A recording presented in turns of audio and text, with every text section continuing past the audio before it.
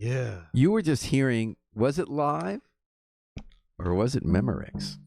We were just hearing a recording of the Afro-Semitic experience doing I Wish I Knew How It'd Feel to Be Free, which you hear every day on the show, closing out, one of my favorite recordings. But you were also hearing a live bass jamming with the bass, and we weren't using any of those gizmos. David Chevan, co-founder of the Afro-Semitic Experience, is here in the WNHH studio for a special Days of Awe edition of Dateline New Haven on WNHH FM. David, you probably know if you listen to the show, is the co-founder with Warren Bird of the best musical ensemble and recording act in our area, the Afro-Semitic Experience. It plays updated, I would say often jazz-oriented, but not only jazz-oriented, versions of Jewish and African-American sacred music, and update it, and really people love it of all backgrounds. It's very important. But David's with many, many ensembles. He's a man with a bass that goes many places. And there's a special time for David because this is the season, the Days of Awe, we call it. Rosh Hashanah, Yom Kippur, Sukkot, Shmini Atzeret. This is a series of fall holidays over this month when we dig deep into our souls, take stock, ask for forgiveness, and pray for another year of life when the gates of heaven close. So this is an especially busy time for David Chevan, but Charlie's doing all that on his own. He's in the demand to perform as a musician and with a number of ensembles, including the Afro-Semitic Experience. So he's here in the WNHA studio with his stand-up bass for Days of Awe check-in. That was a lot of words, David. Yeah, how you doing, man? Thanks for coming. Thanks for having me, Paul. All right. So so we're doing this interview in the month of Elul, which is leading up to Rosh Hashanah, but we're going to replay this on Rosh Hashanah and probably on Yom Kippur because there's that period of the Days of Awe. It's 9 days or 10, depending how you do the counting, of Rosh Hashanah through Yom Kippur. So that's 10 days. So far be it from me to correct you, but my perspective is it really began Saturday night with Slichot. Oh, Slichot, and that's the service before we start Rosh Hashanah, where we're in that month long leading up to the new year, when we're going deep in our souls and seeing where we need to make repairs with other people, with God, with ourselves. And you often play a Slichot service, right, in a synagogue on a Saturday night? I was at the Stephen Wise Free Synagogue in New York, Saturday night, and we played a Days of Awe concert. Ooh. And then we followed that with a Slichot service with an extraordinary cantor named Dan Singer, who just had this really, really rich baritone. He says he's a bass, but, I called him a baritone, but whatever you call him, he had that really nice low end Yosela Rosenblatt-like voice, and he was singing some of the material that I've arranged for the Afro-Semitic Experience. And was it Afro-Semitic Experience playing at the Stephen Wise Synagogue? It was. And that's a big synagogue, right? It was a big synagogue. There was a really good turnout. It's interesting because I've played a lot of Slichot services over the past 20-something years.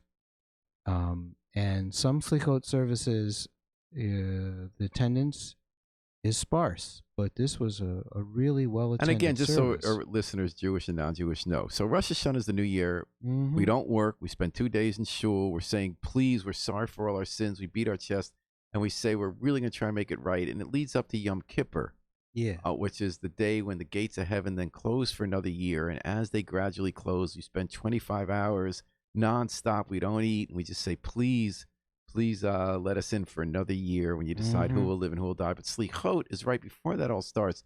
We spend a month beginning that process of looking into ourselves.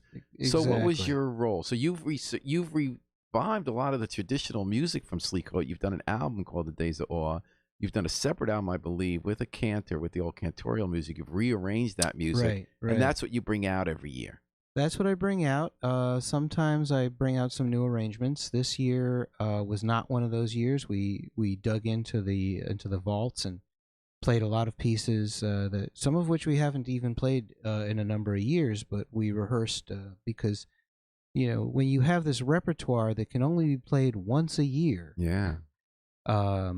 it's kind of exciting to revisit it. And how faithful were you, David? So you went back and you went, I'm guessing, 20s and 30s and 40s, how they were performed in the old vault? I actually dug deeper than that. A lot of the recordings that I based these arrangements on come from about 1903, 1907. Wow. Yeah. And so do you faithfully go note for note, tempo by tempo, chord by chord, or how do you update it?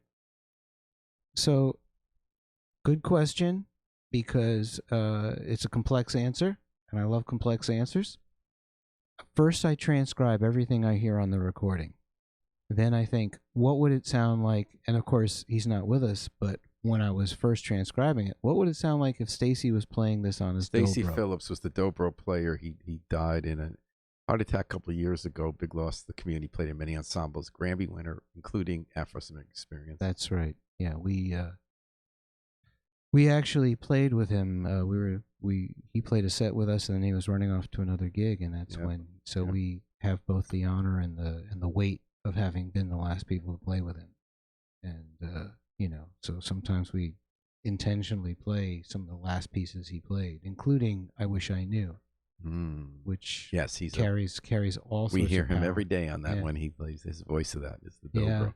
Yeah. So when you did that, so that's how you updated it? Because they didn't have dobro in those days. Right. Well, they didn't have dobro, but more than anything else, I try to reimagine it so that the Afro-Semitic Experience makes sense as the group accompanying the cantors or accompanying the cantorial voice if I put it on the clarinet or the violin or the trumpet. So a lot of what I'm trying to reimagine is less the melodic material and more the accompanying material. Oh. Or, like in the case of a number of different pieces that I've arranged, how I fit in some improvisation so there can be moments when the musicians can open up, or how I want to reframe the melodic material to make more sense for a contemporary audience. So on the Days of Awe album, there are a couple of passages where the cantor might sing the phrase once, but I have the group repeat the phrase several times so that it can kind of get into that whole Afrocentric drive. You know what I'm wondering? I have here the Days of Awe recording you made in 2013. Do you want me to play a piece on that, or do you want to play something live on the bass to tell us what we're talking about? I'll give you something live, just because if I'm going to carry this bass out of my car into your studio and tune it, I might as well strum it. All right. So what are you going to play for us from this? Let me do a little Avinu Malkeinu. Ooh, and that's Our Father, Our King, which we do say this time of year. Yes. Matter of fact, in those Days of Awe, we also say it every morning in our prayers. Mm-hmm. We do the whole beat in the chest, and a series of prayers that begin with Avinu Malkeinu about all the sins we've done. Yes. And then we have to figure out, if we haven't literally done something like adultery, what have we done that can be similar to that so it's still meaningful? You know what I mean? Because there are ways we've fallen short morally, because it gets very specific. There's this long litany of sins we committed. Coveting in our heart, maybe then, or lying or stealing. Maybe it wasn't stealing something from a store, but stealing an idea or a moment. Absolutely. I don't know if you keep up, but this week's Torah portion was Ki Tavo, in which they're all the of blessings and the curses. The blessings and the curses, and I was thinking about how interesting some of the curses themselves were. Yeah, they really knew how to curse people out. They did, but what we have to recognize is, well, they have us eating kids' flesh by the end of those curses. Oh, that was freaky. That was a little freaky to see, like the whole. Lamentations, But when it comes to the sins that we're atoning for, perhaps this wasn't the year that we stole, but perhaps at some point in our life we did, and we still carry the weight of that, and even also, if it's not the past year. I think what's timeless about religion and relevant is that while our material circumstances might change, the technology might change, but what underlies human nature doesn't change. Our conflicts between ego and desire and accomplishment versus community and humility and centeredness.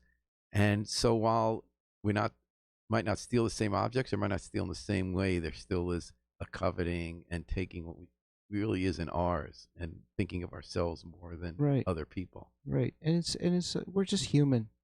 So let's hear what you got. So tell me what you're doing with the Avinu Malkeinu. Let me see what I'm going to do. I'm just going to take this off so I can focus, and then I'll put it back on. Oh, no problem. No, that's how we just have you go, those just to hear what you hear. David Chevan.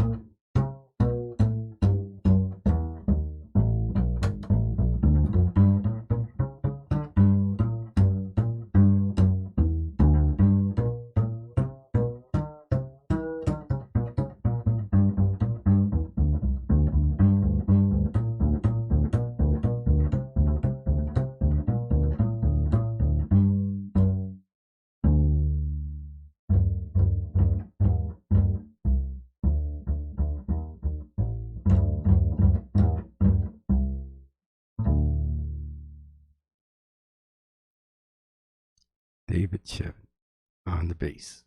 Avino Malcano, a melody for the days of awe here on WNHH FM, Dateline, New Haven, 103.5 live stream at newhaven.org. So here you are, David Chevan. You're the seminal musician around here for Jewish music in a broader realm with the Afro-Semitic experience and other groups. And so there you took a melody that for the Jews who go to synagogue every week, every day, or just a couple times a year, this time of year, that's one melody they all access. We all access, right? So you'll sit through a long service, a sermon, performative cantorial recitations, liturgy, and then all of a sudden, everyone comes together when that melody keeps coming back. Avinu Malkeinu, Right. and even in your daily prayer, we interject that. So there you waited at the beginning, as if I could get it right. You kind of did some chords before you got to the theme. Then you laid down the theme, and then quickly we're riffing on the theme. And so what role does that kind of music play? What are you adding to our experience when you go to the Freewise synagogue in New York, and when you're going to do Slichot, when people are listening to your Days of Awe CD? What are you, for yourself and for us, adding when you update the melody that way and take it in new directions? For me, it's a form of self-expression. It's a way of my achieving at-one-ment, which some people pronounce atonement. What others take from it, I hope, is similar, but one thing I've learned is I play it, but other people hear it differently. Well, music is so important to prayer Yes. and to worship, because it does help us feel in a way that just talking doesn't. Well, and it gets, I remember like during the Civil Rights Movement, how important music was, and people felt where it gave you courage, where it helped you tap into communal soul, where it dug deeper in your own soul, which is part of what this is about. You go to synagogue, and at least most synagogues I've been to, there's very little speaking prayer, and there's a lot of singing prayer. When we sing, we touch a whole different part of our psyche, our mind, our spirit, and whether we're singing it or playing it, somehow music is a transformative element in our lives. And it's hard to define what soul is. It's hard to define what communal soul is, but it's out there. And I've always believed that music is part of the key that unlocks our access to it.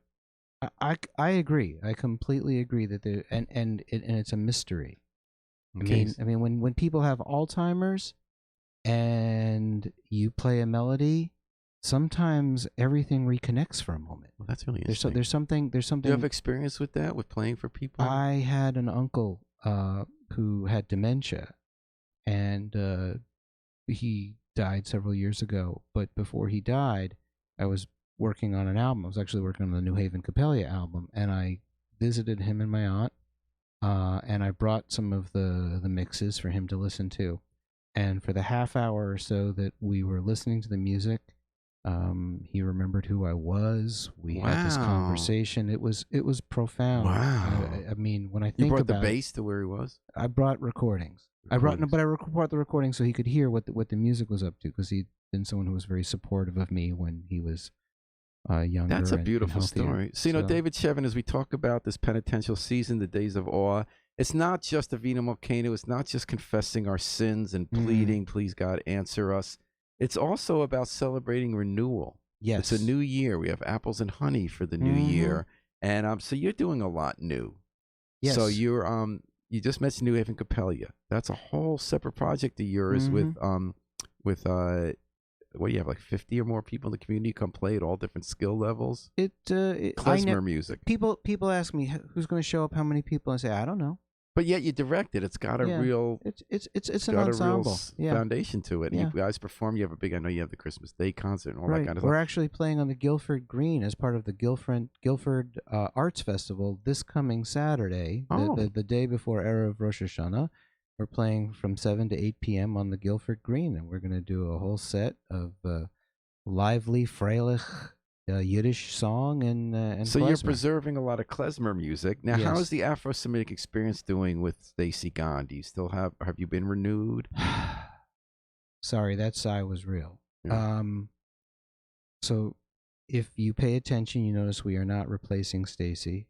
That just can't happen. He was a one of a kind human being and a one of a kind musician, and actually we've sort of had to reinvent things as he had a very critical role in the group, and Saskia Leroux, our trumpet player, who's been with us for a while. And she took you in a new direction. She and did. she's neither African American nor Jewish. She's Eastern European, right? She's a righteous Gentile. And she really sends you to new places. She's a great improviser. She throws herself into it. I think, but she's been embracing a lot of the parts that Stacy used to play. Oh, but doing them on trumpet. And doing on trumpet, and it's just that is interesting. That was one reason this year I didn't do any new arrangements. We were just basically trying to find ways to bring her in where Stacy had been playing. That's so interesting. And it was kind of Does she amazing. do it on I Wish I Knew How It Feel to Be Free? Yes, actually, she does. Oh, wow, I can't wait to hear that. Right. Now, have you been performing? I guess you went this Saturday night. Yeah. Now, you have a new project. It's so interesting, Letters from the Affair. Is that with the Afro-Semitic Experience? Yes. And you still got Warren Bird there, right? Still got Warren. Alvin Carter. Yep. Okay. And Will Bartlett. And so you got the group. And, Baba Coleman had to retire. And for a while, we had Alvin's father, Abu Carter Sr. Was good. I like that guy. Now we have this amazing percussionist. She's been with us for over a year now, Jocelyn Pleasant, who hails from the Middletown area. And it's powerful to have an African-American woman playing. That's right. You're all guys. African. You got the trumpeter now, too. Yeah. Because the drums are the purview of men in certain patriarchal cultures. To have a woman on drums is our own way of making a profound pro and when you think about statement. The trumpet player also added another element, and before that, it was all males. So you are growing. Oh, we're constantly growing. I mean, it's a renewal, just as the High Holy Season is. And Letters from the Affair is a whole new approach. So the Dreyfus Affair. Tell us what this project is. So it's a work of musical theater, and the original performance was with just Afro-Semitic Experience, but we've now gotten a couple of people to sing the lead roles, and it tells the story of how Edgar Degas and Camille Pissarro, founders of the Impressionist art movement, went from being friends and colleagues and founders of the Impressionist art movement to discovering deeper, darker truths about one another as they got older, as Degas slowly came to reveal his anti-Semitism, and Pissarro, who was Jewish by birth, he was a Sephardi Jew from the island of St. Thomas, who moved to Paris, and for a long part of his life, he was essentially an unaffiliated. He was sort of the original Reformed Jew in his own way. Through the Dreyfus Affair, he rediscovered his Jewish identity and his profound need to see Dreyfus. And we're talking about the 1890s, right? We're talking about the 1890s. And Andrea Downer says, can you share the name of the project? Thank you, Andrea. And also tell people what the Dreyfus Affair was. Yeah, so the Dreyfus Affair took place in the early 1890s. A captain in the French military, Alfred Dreyfus, was accused and convicted of treason and spying. It turned out later that it was actually a German officer who'd been doing the spying, and they were able to blame Dreyfus. But a lot of what happened was the military and the government decided to cover it up. And it became very clear that it was an anti-Semitic move. They played on people's, just like lynching with African Americans. That you can rile up society who's upset about more other kinds of biases and use this case and lies. And he got executed, right? No, he was exiled to Devil's Island, and fortunately, he wasn't executed because over time he was pardoned and exonerated. But it took till 1907 for that to happen. And now Emile Zola, the famous novelist, actually covered it as a journalist, correct? Correct, yes. And that's what got people to find out about it. Yes. And actually, Zola ended up being put on trial himself because of J'accuse, his piece in which he accused the French government of betraying the French people and of being anti-Semitic. Wow. So all of that in different parts comes out, although the story is really meant to be a personal story. So it is so interesting, these two artists. Until I never knew that these two famous Impressionist artists had this, these letters that existed today that you put to music. So Andrea asked, and thank you, Andrea, what is the name of the project and how do people find out about it? So the project is called Letters from the Affair. Letters from the Affair. You can find out a little bit of information about it on both my website and the Afro-Semitic Experience website. We're trying to get performances of it. We gave a performance, a couple performances this past summer. One locally in Hamden at Best Video to get ourselves ready, and then we performed it at the Providence Fringe Festival, where. So to find out about on the web for Andrea and others, they go to, is it davidchevan.com or afrosemiticexperience.net. So just Google the Afro-Semitic Experience. Afro-Semitic Experience, and you'll see some info. There's also a video. I mean, you guys have done it. We put some of it on our own website because you previewed it at Westville at the Mitchell Library concert a few years ago. Right, that's right. We did preview a couple of pieces. And do you want to play? Is that what you want to play now a little bit? Because we're about to run out of time. Do you want to play something from that, or what do you want to? What do you want to share with us? I'll play you out. I'll play you out with the piece that Stacy and I used to play for the High Holy Days. What was it? Anisa Filasi. All right, Anita Filati. I see you using the other. And that's when you stand before the gates and say, Adonai, you're really pouring out your alone before the throne of God and throwing it out. Aneni, Bemet Yishecha. That's what I'm going to be playing. All right, David Chevan, Anit Tefillah, otherwise known as Anit Tefillah, depending if it's Sephardic. Shana Tova, Gmar Chatima Tova. May you all be inscribed in the book of life. And thank you for joining us on Dateline New Haven. Thank you, David Chevan. To everyone, Shana Tova, Metuka, may you a sweet and happy New Year.